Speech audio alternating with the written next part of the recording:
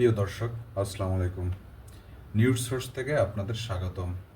আমি একটি নিউজ নিয়ে কথা বলতে চাচ্ছি।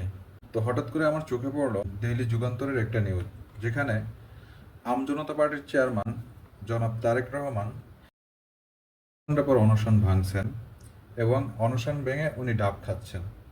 তো এই নিউজ চ্যানেল উনি আপলোড করছেন, 2 মিনিট ধরে দেখতেছি যে উনি ডাবটি খাচ্ছেন, আর নিউজ পোর্টাল মানে যুগান্তর, ডেলি যুগান্তর, উনি ওই 2 মিনিটই ক্যামেরাটা ধরে রাখছেন।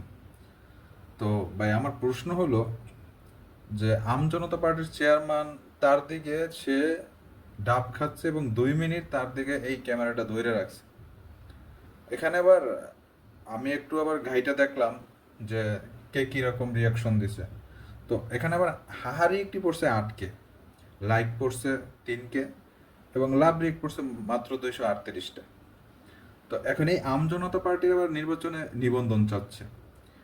তো আসলে এরকম অনশন করে যদি এত নিবন্ধন পাওয়া যায়, তাহলে তো আমি আমি আমরা আমরা যারা আছি, আমি চিন্তা করছি ব্যাচেলার যারা আছে তারাও একটা নিবন্ধন করবো, কারণ আমরা অনশন যাই, আমাদের না দেওয়া হইলে আমরা অনশন করব। তো অনশন করার পর হয়তোবা আমরা একটা সময় পেতে পারি। তো দেখেন, একটা নিবন্ধন আসলে বাংলাদেশের প্রেক্ষাপটে রাজনৈতিক দল কিন্তু অহরহ, মানে যায় যে একটু ফেমাস, উনি একটা রাজনৈতিক সংগঠন তৈরি করেন।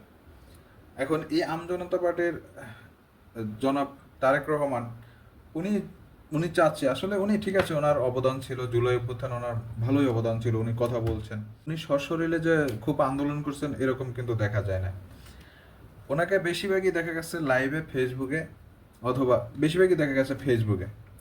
উনি যত আন্দোলন সংগ্রাম করছে আমরা ম্যাক্সিমামই দেখছি ফেসবুকে।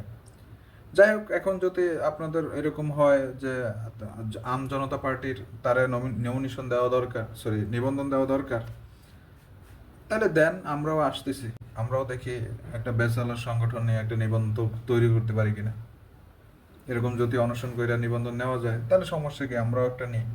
আর কি, ডেইলি যুগান্তর একটা একটা নিউজ চ্যানেল, সে ডাব খাইতেছে, তাকে 2 মিনিট ধরে ধরে রাখছে, সে ডাব ডাব খেয়ে অনশন ভাঙছে। আপনারা একটা জিনিস মিলাই নিন, এই জনতা পার্টির চেয়ারম্যান জনাব তারেক রহমান, উনি বিএনপির কাছ থেকে নমিনেশন হাতিয়ে নেবে এবং নিয়ে ছাড়বে, আর ওনার কৌশলই ছিল এইটা। উনি এই যে দেখেন, যত অনশন টনশন যাই কিছু হোক, উনি কিন্তু যেমনি হোক বিএনপির কাছ থেকে নমিনেশন অবশ্যই হাতিয়ে নেবে। উনি চাচ্ছি এইটা, এটা আপনারা লিখে রাখেন, এইটাই হবে।